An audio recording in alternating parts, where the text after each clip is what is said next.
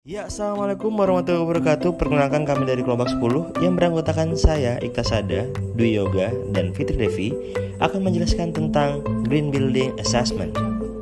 Setiap negara memiliki lembaga sertifikasi yang dilengkapi dengan sistem penilaian untuk menentukan apakah suatu bangunan dapat dinyatakan layak bersertifikat Green Building atau tidak. Di Indonesia sendiri, terdapat lembaga sertifikasi bangunan Green Building yang bernama Green Building Council Indonesia atau GBCI. Green Building Council Indonesia ini adalah lembaga mandiri atau non-government dan nirlaba atau non-profit yang sudah mendapatkan izin dari Kementerian Negara Lingkungan Hidup untuk melakukan sertifikasi di Indonesia dengan sistem penilaian Green Building yang diberi nama Greenship. Nah, apa itu Greenship? Greenship merupakan sistem penilaian yang digunakan sebagai alat bantu dalam rangka menerapkan praktik-praktik terbaik dan berupaya untuk mencapai standar yang terukur serta dapat dipahami oleh masyarakat umum beserta para pengguna bangunan. Penyusunan Greenship ini didukung oleh World Green Building Council dan dilaksanakan oleh Komisi Rating dari GBCI yang terdiri dari 6 kategori dengan total kriteria prasyarat sebanyak 10 kriteria dan kriteria kredit sebanyak 41 kriteria. Tingkat predikat Greenship ini terdiri dari Platinum, Gold, Silver, dan Bronze. Apa saja kategori Greenship itu? Rating Greenship terdiri dari 6 kategori, yaitu pertama, tepat guna lahan atau appropriate site development. Kedua, efisiensi energi dan refrigeran atau energy efficiency and refrigerant. Ketiga, konservasi air atau water conservation. Keempat, sumber dan siklus material atau material resources and cycle. Kelima, kualitas udara dan kenyamanan udara atau indoor air health and comfort. Dan yang keenam, manajemen lingkungan bangunan atau building and environment management. Selanjutnya, kriteria dalam kategori tepat guna lahan yaitu pertama, aksesibilitas masyarakat atau community accessibility. Yang kedua, pengurangan kendaraan bermotor atau motor vehicle reduction. Ketiga, sepeda atau bicycle. Empat, landscape pada lahan atau site landscaping. Kelima, efek pulau panas atau heat island effect. Keenam, manajemen limpasan air hujan atau storm water management. Ketujuh, manajemen tapak atau site management. Dan yang ke-8, lingkungan bangunan atau building neighborhood.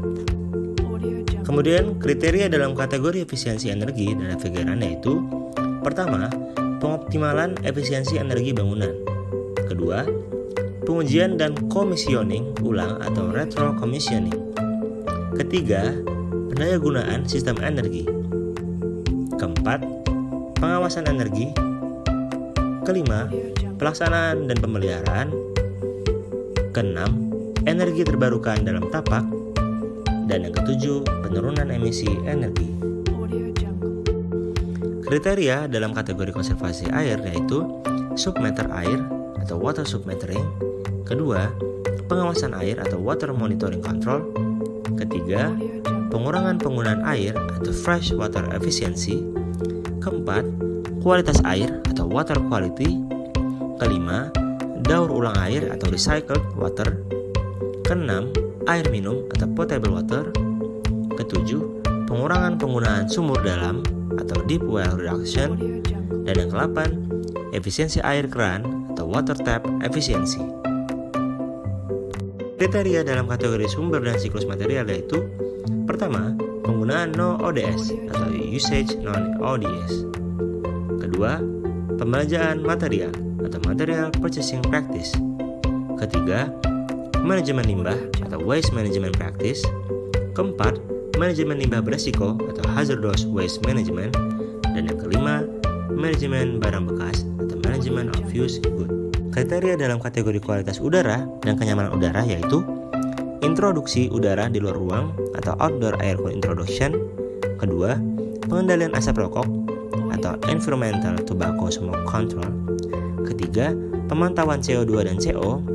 Keempat, polusi fisik dan kimiawi. Kelima, polusi biologis. Keenam, kenyamanan visual atau visual comfort.